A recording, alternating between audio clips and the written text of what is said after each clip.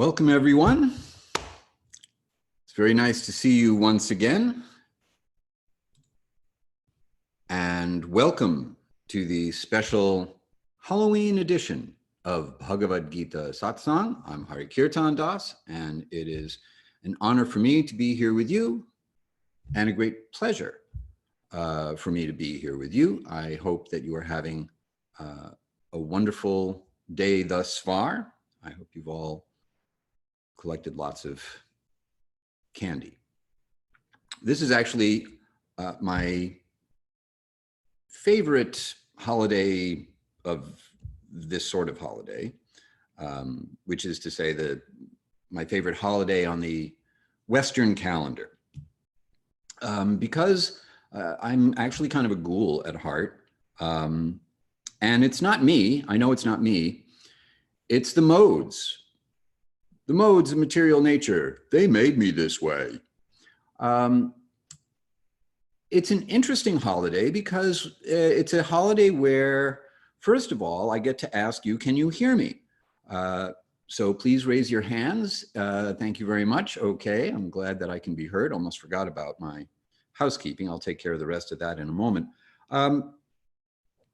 It's a day where everyone takes on some kind of alter ego, changes their identity in some way. And we choose identities, according to where our minds take us, what we're attracted to, what we think we'd kind of like to be in some alternative universe. And that actually is very good timing for us because the verses that we're going to cover in the 15th chapter of Bhagavad Gita have quite a bit to say about Halloween, or, well, more to the point, changing identities and how we go about doing that. So how we go about doing this, our evening gatherings for discussing Bhagavad Gita, is that I first of all let you know that you can adjust your audio settings and your viewing options up in the upper right-hand corner. You need not worry about your microphone or video camera because I cannot see or hear you, even though you can see or at least hear me. If you have a question, you know what? Let me just, well, I didn't put the Q&A up yet, but type it into the Q&A or the chat window, and I will look for your questions and comments there.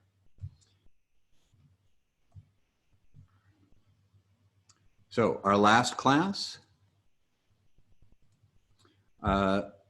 we began chapter 15, verses 1 through 6. We looked at an upside down tree, how to get from where we're at to where we might like to be, and Krishna's world wherein no electricity is needed. That is to say, how the spiritual atmosphere does not need any kind of artificial illumination.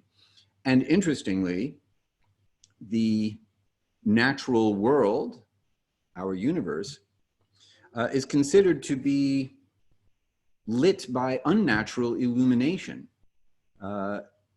insofar as the sun and electricity and the moon are considered extraneous from the standpoint of naturally effulgent spiritual existence. So the fact that our material world is kind of a covering, requiring some light that you need to plug in and turn on, is just an interesting point, that just as the mind is considered matter, even though it's metaphysical, similarly, what we take to be natural sources of illumination, the sun and the moon, natural power of electricity, is from the standpoint of spiritual illumination considered extraneous. Tonight, we're going to talk about struggling with the 6 senses. We usually think in terms of 5 senses, but by Krishna's reckoning, we actually have a 6th sense, which is the reservoir of the other 5. We'll talk a little bit about the science of samsara as Krishna cycles back to a discussion of transmigration, which has been spoken about earlier, and now he will provide a little additional detail. And we'll talk about how seeing is believing. That is to say, what it is that one class of yogi sees and what it is that another class of yogi sees, what the difference between them is. We'll cover verses 7 through 11.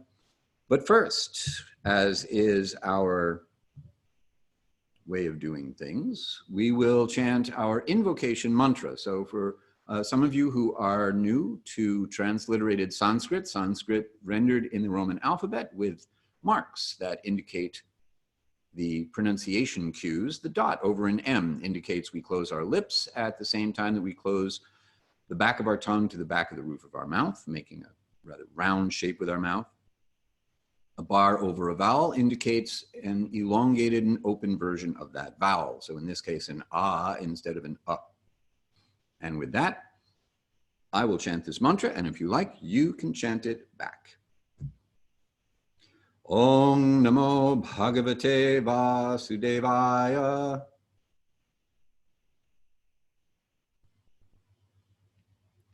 Om Namo Bhagavate Vasudevaya.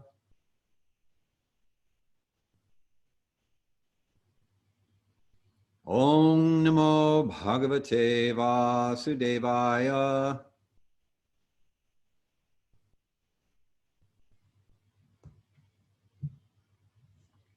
Our translation: I offer my respects to the Supreme Person, the Son of Vasudeva, who is the all-pervading transcendence. And the son of Vasudeva, in this case, is Krishna. This is both a Vishnu mantra and a Krishna mantra. And since Krishna is the speaker of Bhagavad-gita, this is our mantra. All right. Last week, Krishna used the symbolism or allegory of an upside down tree or a banyan tree with roots up, roots down, leaves and branches going all over the place. You can't find the ins and outs of this tree anywhere. And we spoke about how the material world is understood to be the upside down reflection of a tree, as you would see in a body of water, whereas the actual tree is on the shore.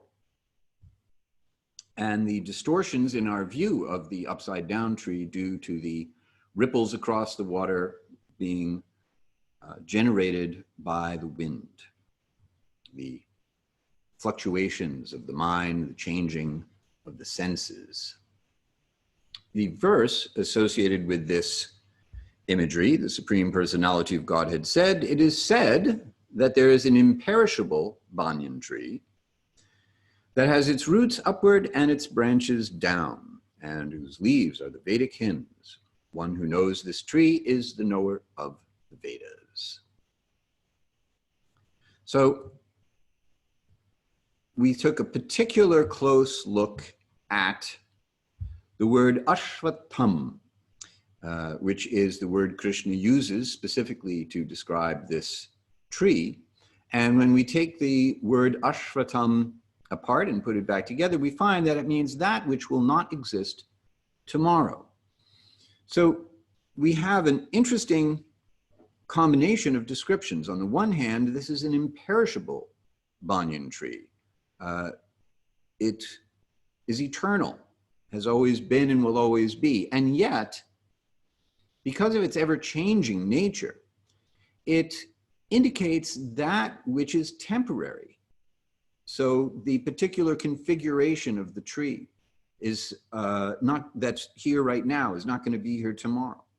Where we're at relative to the tree, what branch we're on, what fruit we're chewing on, what leaves we are bouncing on, also constantly changing. And therefore, someone who has made progress on the path of yoga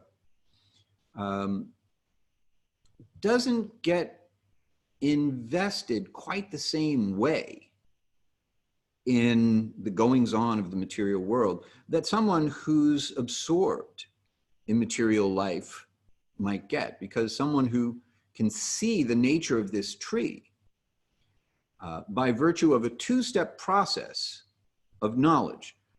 Freedom from the illusory sense of misidentification, and then spiritual knowledge in order to be able to actually see the tree for what it is. This looks like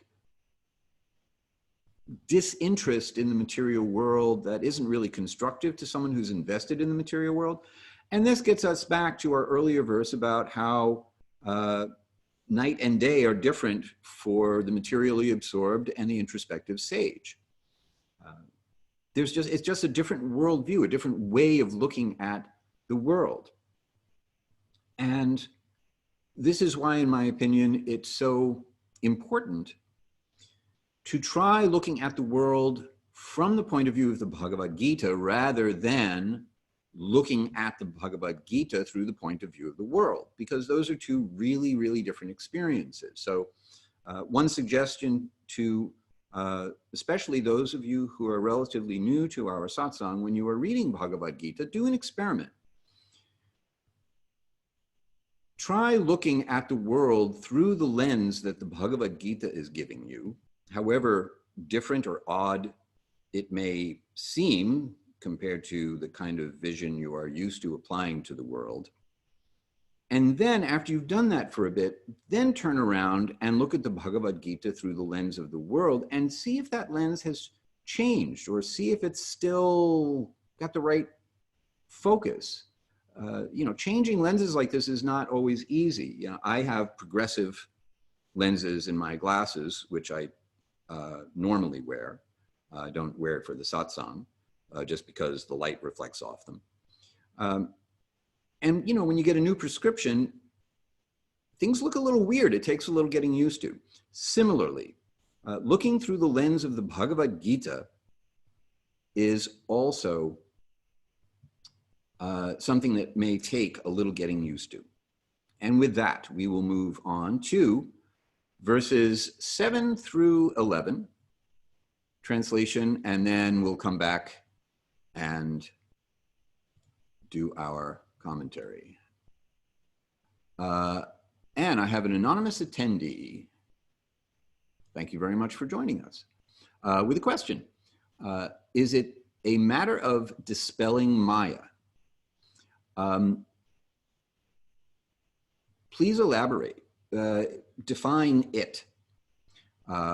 Because I could guess, but I would like to make sure I'm really specifically answering your question. So is it a matter of dispelling Maya? Well, I'm assuming that you mean being able to see the tree for what it is, but if you can give me a little more information just so I'm clear on that point.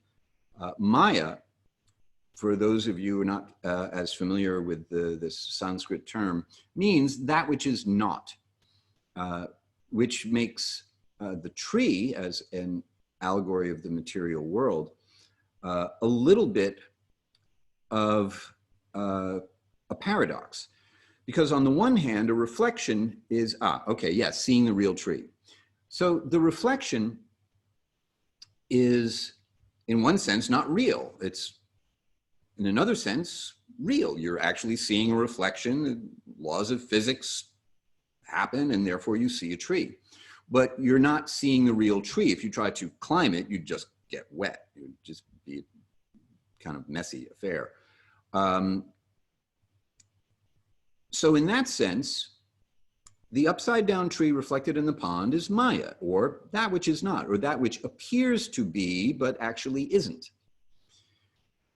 And when you understand that this is something that appears to be, but actually isn't, then you might go looking for the real tree. If you haven't gotten to the point where you are thinking that this isn't as real as it seems to be, that maybe there is a more real reality that I should be looking for, then you're not even going to look for the tree. And that will come up in the latter verses of our segment this evening. So stay tuned, because we're going there. In fact, let's start going there right now. So our first verse for this evening is verse number 7, which I have translated as: the eternal living beings in this world of conditioned life are fragmental parts of my very self. Drawn to material nature, they struggle with the senses, the sixth of which is the mind. Verse number 8. Acquiring and relinquishing bodies, the Lord of the material body carries different conceptions of life from one body to another, just as the wind carries different aromas from their sources. Text 9. Thus, the living being obtains a certain type of hearing, seeing, tasting, smelling, sense of touch, and a state of mind through which to pursue the objects of the senses. Text 10. Those who are foolish or confused cannot understand how a living being relinquishes their body, nor can they understand what sort of body they will acquire due to the influence of material nature. Those who have eyes of knowledge can see this. And our last verse, verse number 11. Endeavoring transcendentalists see the self situated within the self.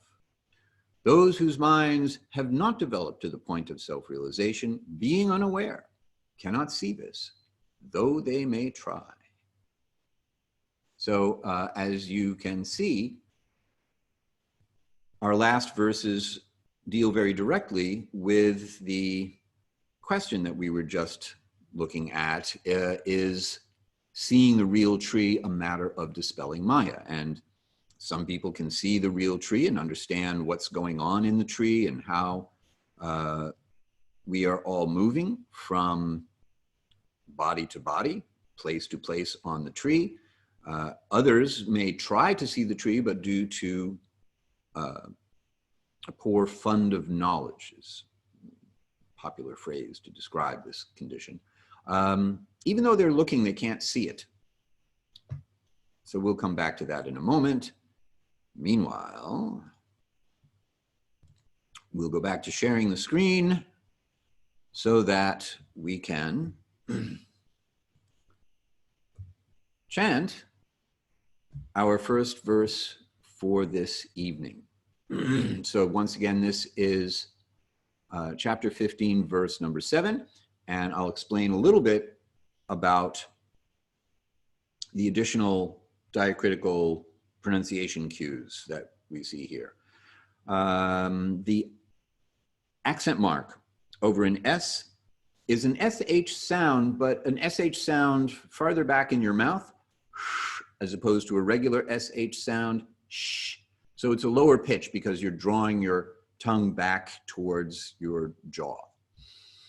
Dot under an H at the end of a word will just be a short stop on the vowel before it if it appears in the middle of a line, but if it appears at an end of a line, then a short version of the vowel that precedes it will be echoed back. So in the second line, we see both of those. A dot under an S is a regular SH sound, a more high-pitched white noise sound. Dot under an R means instead of bringing your upper teeth past your lower lip, you will curl your tongue up into the center of the roof of your mouth. So it's an sound rather than an sound, kind of subtle. And I think, also you pronounce each letter. So if you see an H after a T, it does not become a th sound, but rather a T sound with air after it, like that. I think that covers it. So I will chant each line, and if you like, you can chant each line back. Mamaivangsho jiva loke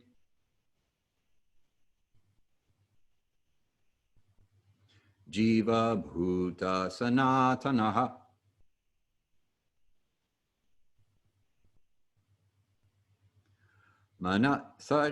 mana shashthanendriyani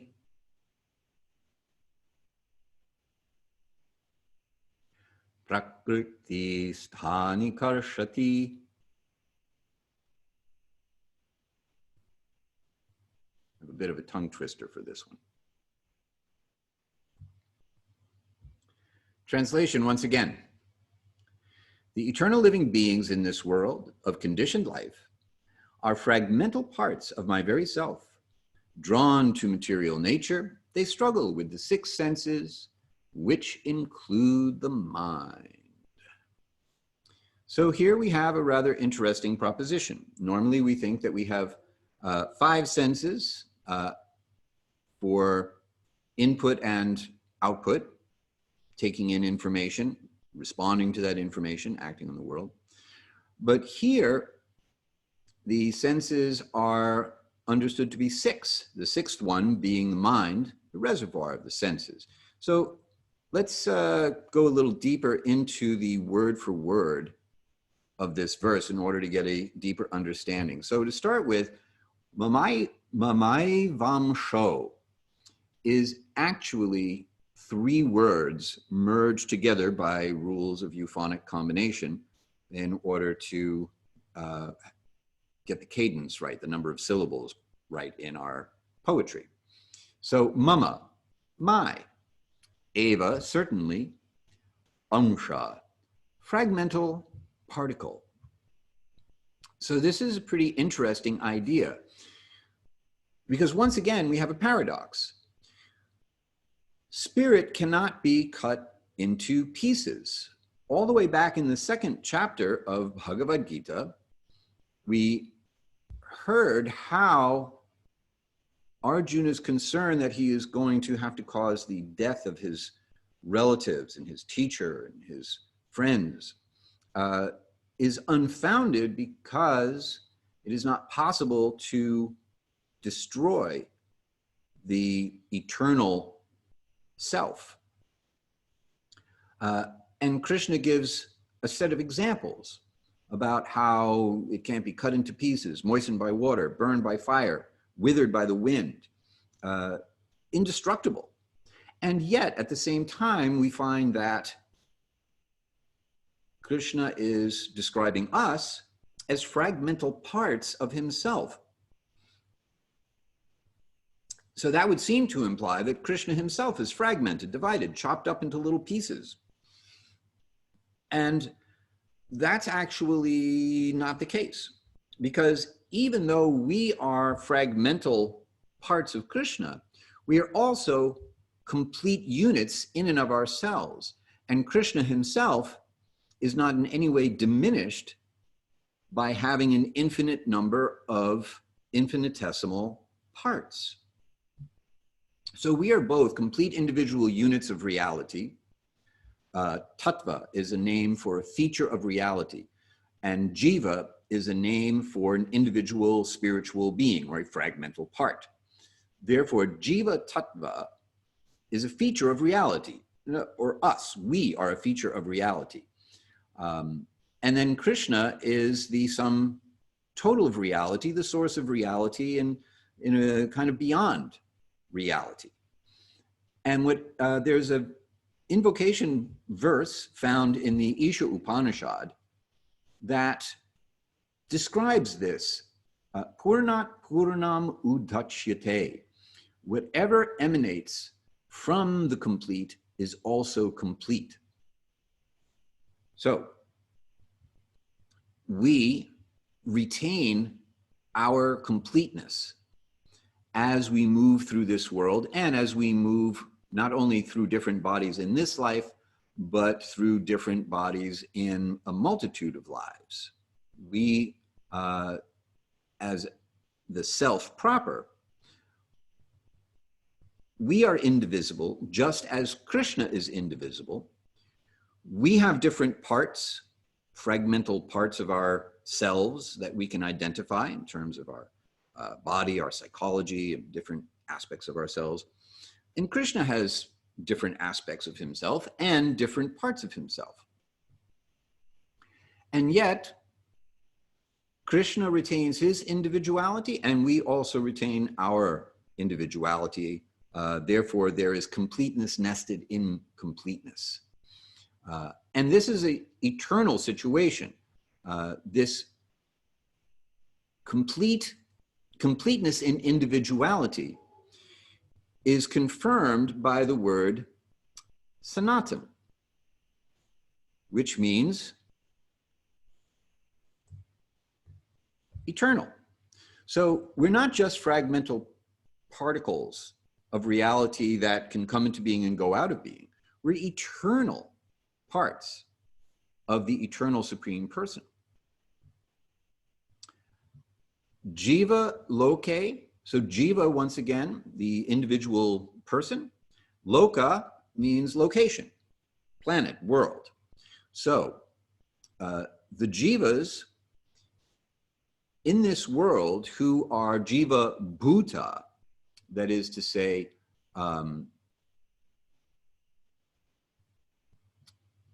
who are conditioned by material nature, or bhuta, embodied.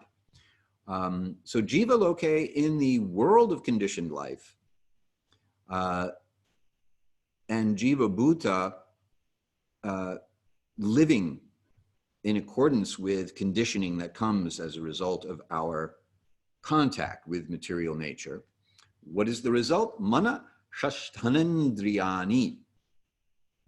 Mana, the mind.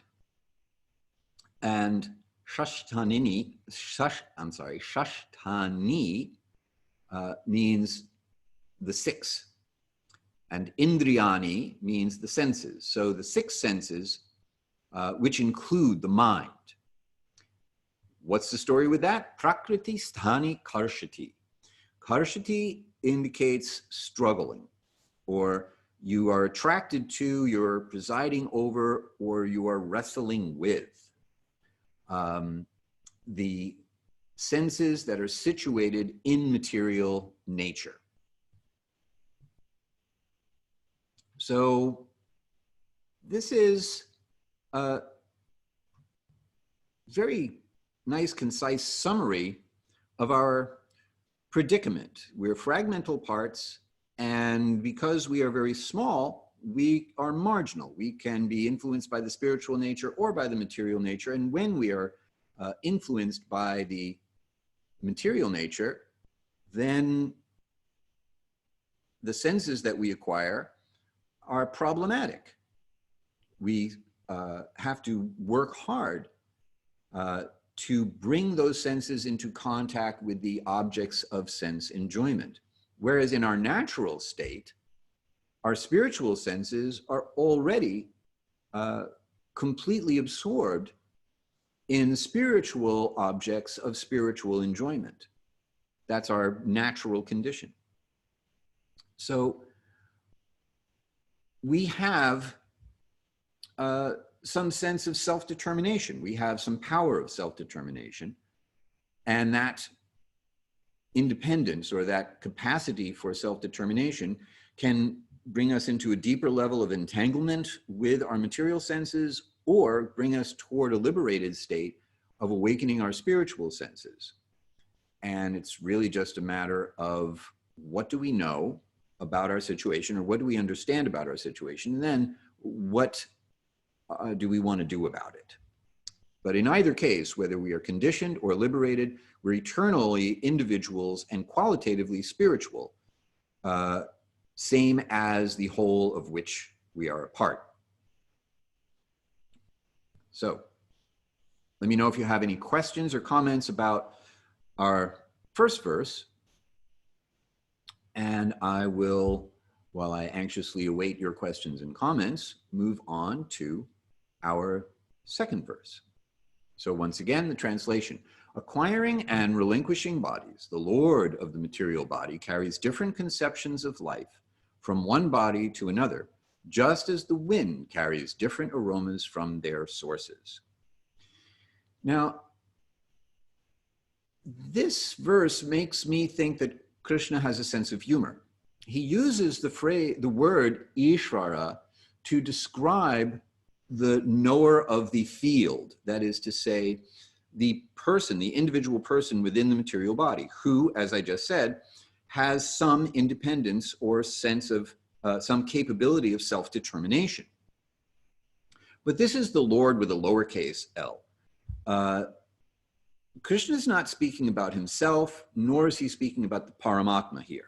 Here he is speaking about the person who is the king of the castle of the material body and exercising free will in determining which way they want to engage with material nature or which aspects of material nature they're attracted to, not realizing in a conditioned sense that this power is very, very small, very, very limited, that the degree to which we are controlled by the qualities of material nature is far greater than the control we can exercise over material nature, and far greater than the control we can exercise over the mind that is attracted to material nature and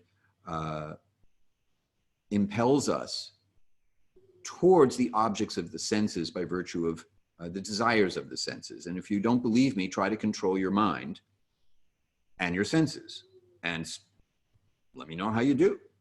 I don't know about you, but I find it quite a challenging thing to do. The next part of this is the analogy for how we carry different conceptions of life from one body to another. Our senses determine what our conception of life is when we are identifying with the material body.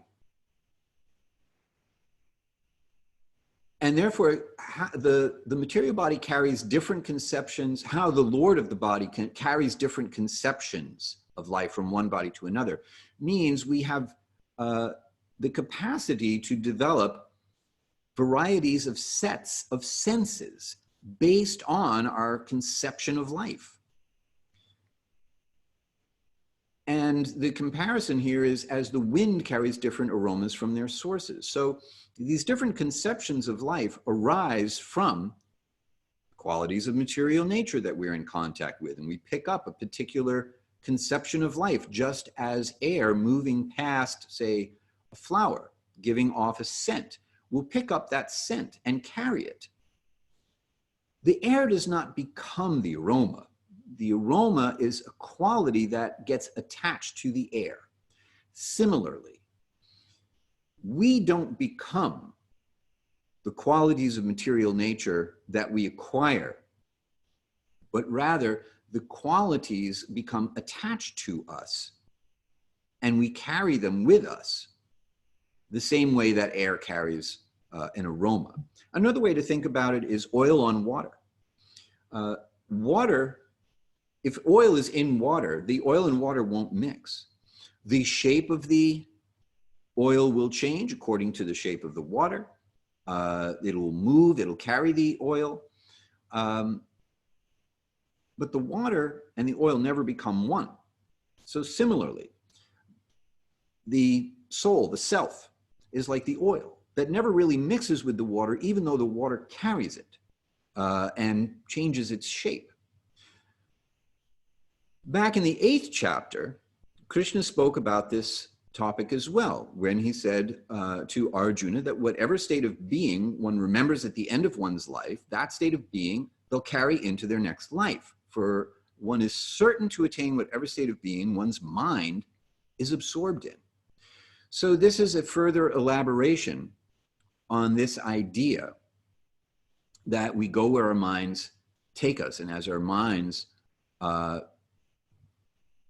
pick up a particular conception of life or a particular attraction to looking at the world or experiencing the world a certain way, then we acquire a set of senses, and therefore a coherent organization of senses as a body. We acquire a body that's suitable for experiencing the world according to that conception of life. Memory or sensory experience is our question. Memory is a storehouse of sensory experiences. So it's both. Sensory experiences create impressions on the mind called samskaras. And the impressions on the mind shape the mind like clay in a particular way. And as we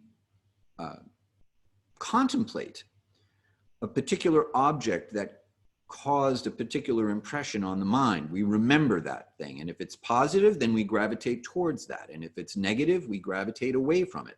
So we either have something coming into the mind to create an impression inward, or a pushing outward impression for things we remember that we think that wasn't a very good thing. We don't want that to happen again. So it's a combination of the two, because sensory experiences are what memories are made of. I hope that is a satisfactory answer. Thank you so much for your question. Other questions, please go ahead and pop them in the Q&A or share them with us in the chat. Continuing along the same line of thought, Krishna tells Arjuna, thus, the living being obtains a certain type of hearing, seeing, tasting, smelling, sense of touch, and state of mind through which to pursue the objects of the senses. So this is a pretty far out idea, that we will get a set of senses for hearing, seeing, tasting, smelling, according to that conception of life. We tend to think that because we are human beings now, we will be a human being later. We have always been a human being because we identify in this human being body. But Krishna is telling us that that's not necessarily the case. According to the Vedas, there are 8,400,000 different species of life on this planet and in other planets throughout the material world. And it is entirely possible that we can acquire a set of senses that's more suitable for a horse or a cow or a snake or a crocodile or a bird. And, you know, cats see the world in a very different way from what we do. I mean, if you have a cat, you know. Your cat sees things you don't see. Dogs have extraordinary sense of hearing and smell.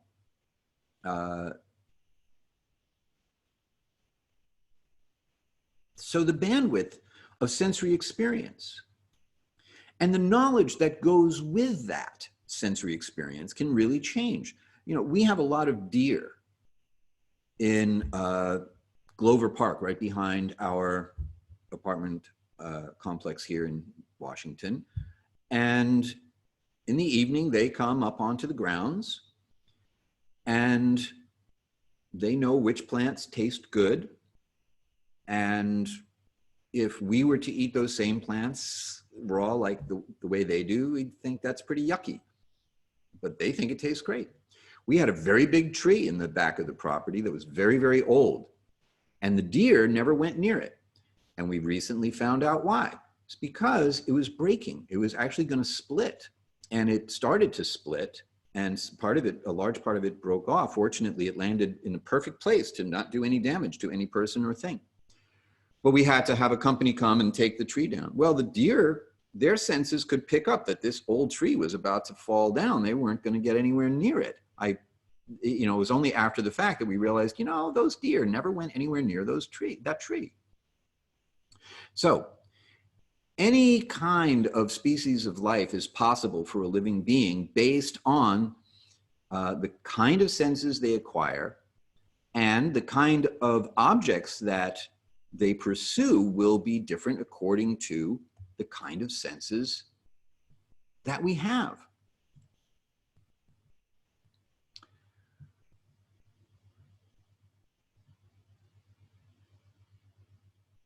Any questions about this proposition? This is a very radical idea that, you know, we are not guaranteed a human birth. when Krishna speaks earlier about how a little advancement on this path can save one from the greatest fear. That greatest fear he's referring to, according to traditional understanding, is the fear of not dying, since death itself is illusory. The idea that we cease to be at the time of death is dismissed early on in the Bhagavad-gita. But rather it's fear of taking birth in a species of life that does not accommodate a contemplative life, an inward turning life, the capacity for asking the big questions of, you know, how I got here, why do I have to struggle so hard just to live? You know, what did I do wrong? What should I be doing? That's the greatest type of fear from the standpoint of the pursuit of self-realization, the inability to make further advancement in understanding the true nature of the self, the special opportunity of the human form of life. So we need to be careful about what sensory experiences we cultivate. Yes, that's very true. What we take in makes an impression, and that impression will then influence us. And this can be a little challenging. Annie, thank you very much for your question. Because, you know, we're not so perfect, we're not so saintly. We sometimes like things that we know are not really good for us. I mean, speaking for myself, if I let my mind and senses dictate what I see and hear, it's not always necessarily going to be the best thing for me. So some self-control has to be there. And, you know, particularly as our bodies age, we find that if we want to stay just healthy, we have to exercise more control over our senses. We have to be more disciplined.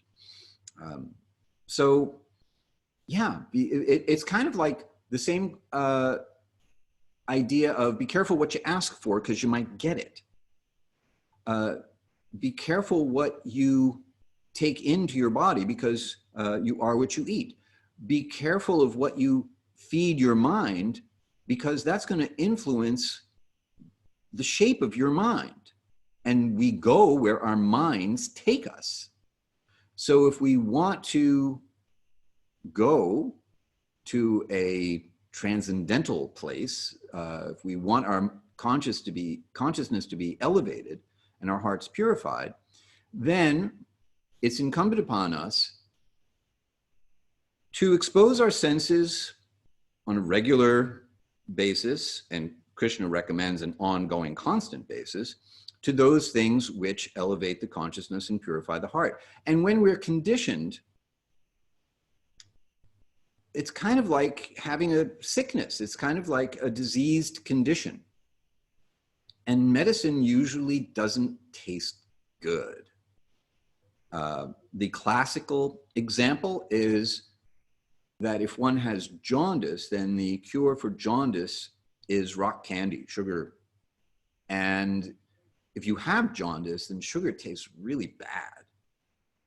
Now, we know in a healthy condition that sugar is sweet, but in this particular disease condition, it doesn't taste sweet at all. It tastes ghastly. So at first, the very things that are in our best interest to engage our senses with, you know, we may not get so excited about it. It may not seem that interesting or that much fun, or that, and certainly, you know, the senses that are used to being pleased by material sense objects will say, hey, what about this other thing that I like? How about that? And so the re-engagement of the senses for the sake of the elevation of consciousness in the beginning requires some work before your spiritual senses start to wake up. You start to feel spiritually healthy. And the residual side effect of that is you also may feel physically healthy as well. And even if you don't, your state of mind compensates for it, because experiencing difficulties from a spiritual standpoint is a very different experience than experiencing material difficulties when you're fully invested in material happiness. So it's a win-win proposition that may require a little bit of discipline and work in the beginning, but upon acquiring a taste for spiritual life, then it gets easier and one feels more impetus to engage in spiritual activities and the like. Anyway, Annie, I hope that is a satisfactory response to your inquiry. And now we can move into the last two verses where Krishna will finish up this line of thought. So the next verse, those who are foolish or confused cannot understand how a living being relinquishes their body, nor can they understand what sort of body they will acquire due to the influence of material nature. Those who have eyes of knowledge can see this. So in this verse, Krishna uses the word vimudha. So mudha means a fool. And vi is usually an amplifying prefix. Therefore, vimudha, very foolish, or very confused. Because foolish and confused are not necessarily the same thing. And in looking at different translations and different commentaries, I opted to use both foolish and confused in my translation to cover both possibilities here. So vimudha, or a very foolish person or people, in this verse is juxtaposed against jnana chakshusha, those who have eyes of knowledge. Jnana, knowledge, chakshusha, eyes being having the ability to see. So here is how we can make a distinction between those who are foolish and those who are confused. A foolish person is someone who is wasting the opportunity of human life without giving any real care about turning inward, about inquiring about the nature of one's life. In other words, someone who neglects any inner life just for the sake of pursuing outward enjoyments. Whereas a confused person, that person may be desiring to take advantage of the human form of life by asking those questions, but really doesn't know how, hasn't had proper guidance, hasn't had training in order to acquire these eyes of knowledge. So this phrase, jnana chakshusha, is very significant. Without knowledge, you can't understand how a living being is present in the body. You don't know what kind of body you're going to get in your next life. You don't know even why you're living in the particular kind of body you've got now. And this is actually a very significant pile of knowledge that's required to address this question, which is why Krishna calls the knowledge that he is sharing with Arjuna the king of all knowledge and the most secret of all secrets. It's a secret hiding in plain sight, but still most people don't know it.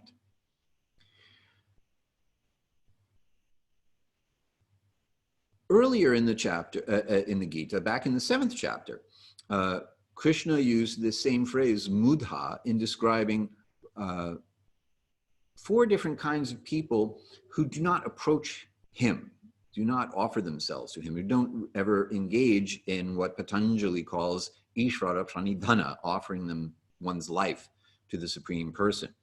And the first kind of the 4 people that he describes are those who are foolish, those who don't know what the great opportunity of their human life is.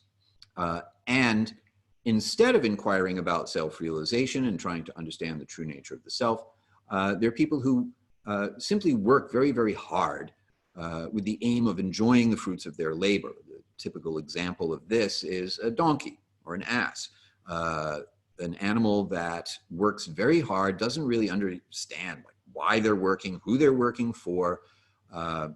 They accept paltry payment in the form of food and shelter, very basic food and shelter. They never know when they're going to have to work their brains out again. And they seek sensual pleasure from some donkey of the opposite sex. And who knows, you might just get kicked in the head when you try. The point is that a mudha is someone who thinks they have no time to hear about the true nature of the self, and spend all of their time instead working very hard for a very small return on that investment and a great deal of anxiety that is associated with that endeavor. By contrast, someone who is confused simply does not know, is actually interested. And you know, when I hear this, I think about modern yoga. I'm a yoga teacher. My mission as a yoga teacher is to share transcendental knowledge with people who are coming to yoga. And even though they come initially for the physical practice, they get the idea that there's more. There's something that makes what they're doing different from just a regular workout. And those are the people I'm looking for, because they may very well want to understand the truth and simply not know how to do it, because the system of the transmission of knowledge in modern yoga is no longer anything like the yoga tradition, at least not the yoga tradition that I'm familiar with, that one will see if one actually goes deeper into where yoga comes from and how it is transmitted in the orthodox sense. So, understanding the teachings of the Bhagavad-gita and then finding ways to bring that knowledge into environments where people are looking for spiritual knowledge in a secular, commerce-driven environment is a very good thing for a yoga teacher to do, as far as I am concerned. And looking for those opportunities, or if possible, creating those opportunities, is the spiritual mission of a yoga teacher who has the good fortune of having been trained in developing eyes of knowledge and has acquired some understanding of these teachings. So that's my entreaty to all of you yoga teachers in the audience. If you have any questions or comments about that, go ahead and pop them in the chat or into the Q&A. Meanwhile, let's go to our last verse for this evening, and that will be verse number 11. So we'll chant this verse as well. Let's see if there's any, a C in transliterated Sanskrit is always a CH sound, cha. And it's a cha from the center of the roof of your mouth as opposed to right behind your teeth. An apostrophe before a short word indicates that a vowel was dropped once again for the sake of euphonic combination.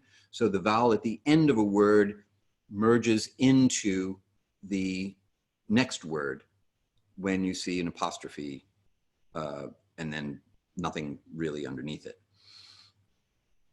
And that should, and a Y at the end of a word also, instead of being an E sound, will be a Y sound that Y's right into the next word. So once again, I will chant each line and you can chant back. Here we go. Yatanto yoginash chainam Pashyantyatmanyavastita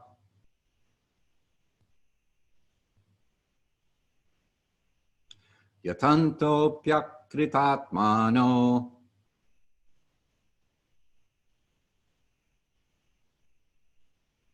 nainam pashyantya chetasaha.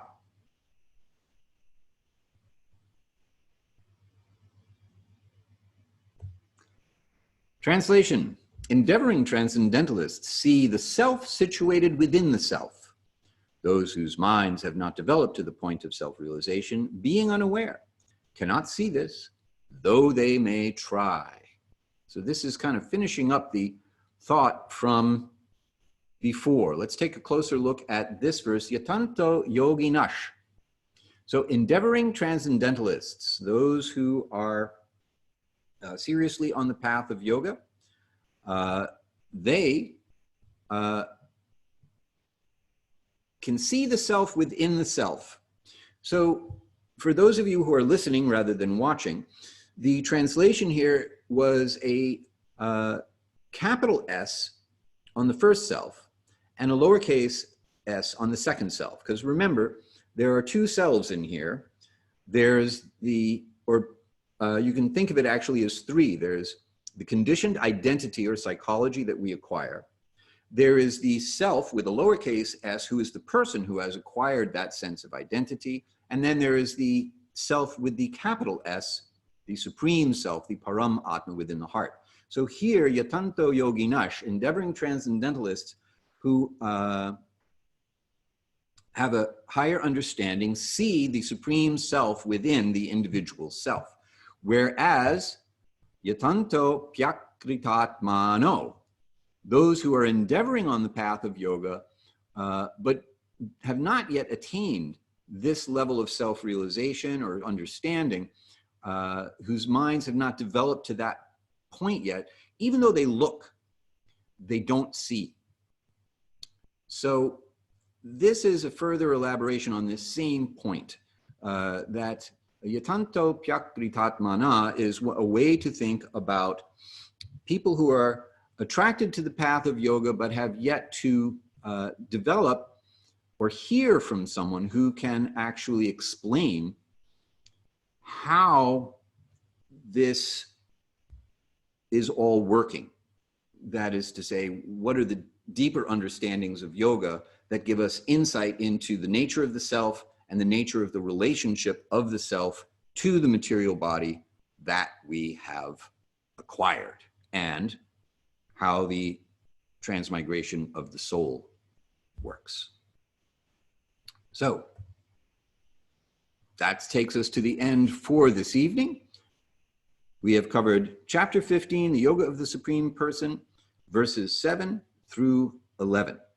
We spoke about how we struggle with the six senses and acquire different sets of senses according to where the qualities of material nature take us in accordance with our own desires, our self-determination. And we talk about how when we have some vision, eyes of knowledge, then we can understand what's happening, whereas someone who simply cannot see even though they are looking is just not going to see the same thing. And that brings us to the end of our Halloween special edition, Bhagavad-gita Satsang. Any questions? If you have any questions, now's a great time to ask. If you have questions after the fact, then you can send them to me. Hari at Hari-kirtana.com is where I hang out. And next week, we will go a little further into the yoga of the Supreme Person.